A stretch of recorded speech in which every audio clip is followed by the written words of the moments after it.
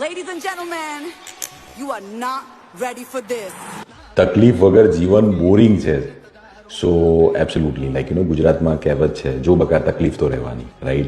પૈસા નહીં હોવાની ટેન્શન કરતાં પૈસા કમાવાની ટેન્શન સારી. ઇમિગ્રેશન સ્ટેટસ ના સિક્યોર કરવા કરતાં ઇમિગ્રેશન સ્ટેટસ સિક્યોર કરવાની ટેન્શન સારી. સો સ્ટ્રેટેજાઇઝ કરવું જરૂરી છે. તકલીફ તો રહેવાની જ છે. એક માઇલસ્ટોન છે. જ્યારે તમે સ્ટડી કર્યું, બેચલર્સ કર્યું ત્યારે અલગ સ્ટ્રેસ હતો, માસ્ટર્સ કર્યું ત્યારે અલગ સ્ટ્રેસ હતો, કેનેડા આવ્યા ત્યારે જોબનો સ્ટ્રેસ, વર્ક એક્સપિરિયન્સનું સ્ટ્રેસ, કંઈક ને કંઈક સ્ટ્રેસ તો રહેવાનું છે. પીઆર થયા પછી નવા સ્ટ્રેસ હોય છે. નવું ઘર લેવાનું, નવું પ્રોપર્ટી બાય કરવાની, ગાડી લેવાની, લગ્ન કરવાના, આગળ ફ્યુચર પ્લાનિંગ કરવાનું, ફેમિલી પ્લાનિંગ કરવાનું, ઘણી બધી વસ્તુની તકલીફ રહેવાની છે, right? So it is going to be a stressful situation, honestly speaking. But આપણે કયો સ્ટ્રેસ લેવો છે એ આપણા પર ડિપેન્ડ કરે છે.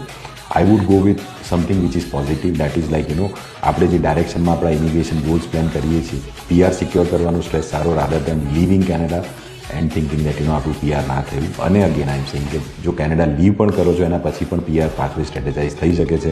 You might be one step away from securing your immigration status. You might be one step away from fulfilling your life objectives.